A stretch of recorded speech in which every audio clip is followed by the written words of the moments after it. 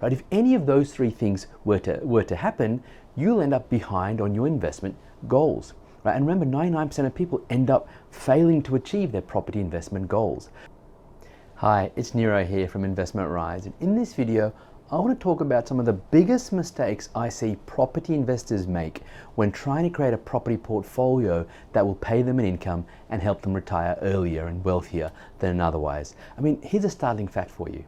According to the ATO, the Australian Tax Office, only 1% of Australians end up with 6 or more investment properties. Now, it's widely accepted that you need at least 5 or 6 investment properties paying you an income so you have enough of a passive income in order to be able to retire from. Yet only 1% of property investors in Australia ever reach that goal. Why?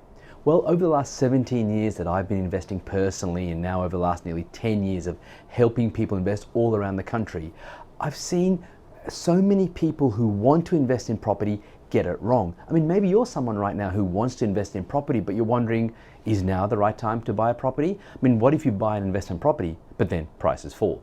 But then what if you don't buy a property and then values rise and you miss out? Or what if you buy an investment property, but then you struggle to get it rented?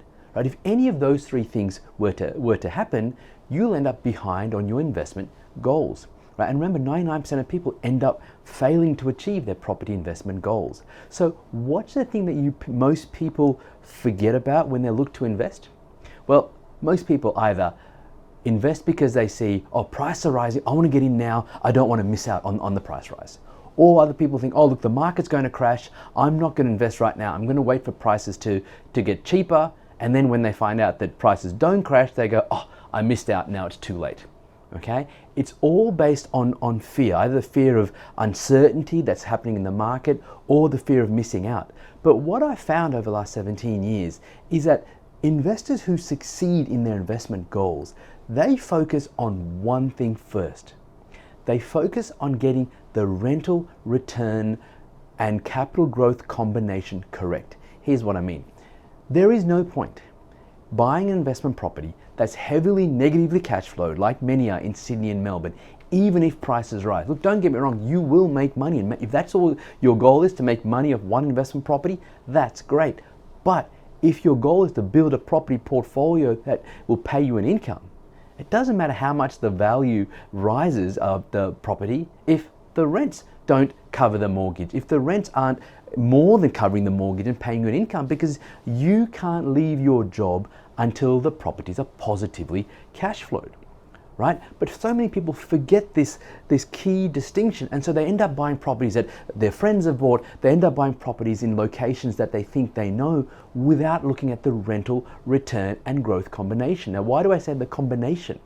Because I also see people who then go and do the opposite. I was speaking to someone yesterday who was looking at properties in regional areas of South Australia. His rationale was, well, they're cheap. They're under $100,000. I can get some income from that. Maybe they're bigger blocks of land, so maybe I could subdivide and I can then have multiple properties paying me an income. And I said, that's fine. And it certainly looks that way on paper. But the thing you've got to understand is that if you're investing in property for the longer term, if you're investing in property so those properties will then sustain you financially, you've got to look at the long-term growth rates of those areas that you're looking to invest in. Is the population growing? Is there jobs growth, right? Because if that is not the case, even if you go and buy a cheap property that's positively cash flow today, if the population is shrinking, there's a really, really high chance that sometime down the track, that property will no longer be positively cash flowed. And then you're essentially, well, screwed, right? So that's why if you're serious about building a property portfolio that can help you in retirement, that can help you give you a positive cash flow and a passive income over the coming few years, the first step you must take is that ensuring that your next investment property, if you already have some, or your first investment property, that the rents pay for the mortgage, that you are not out of pocket, and if anything, you really want to be getting a slight income, even if it's only $10 a month, $10 a week even, or $10 a month initially, but you're buying in a market with good potential for capital growth, which means essentially, if you're looking for a rule of thumb, take the low risk approach, stick to capital cities, okay? find areas where where the rents are really strong, where you can get a neutral or positive cash flow, and look to minimize your risk, get the cash flow and growth combination correct, and you will find that you're giving yourself the best chance of joining that top 1% of Australia's investors, that top 1% that have 5 or 6 investment properties paying them an income. Look, it's not going to happen overnight. It's not going to happen immediately. If you've been following any of my work, you know I'm not about get rich quick or trying to make $1 million overnight. It is going to take a plan. It's going to take the right strategy, but the key first step is to ensure that you're buying properties where the rents are covering the mortgage, the rents are paying you, or the property's paying at least a small amount of income, so that you can then use that property to leverage and leapfrog into future investments. Remember, the key philosophy behind investing in property should be that first property you buy should be a stepping stone to the next property, and then those 2 properties should be stepping stones into the next property. So you keep going from one to another. Hey, thanks so much for watching.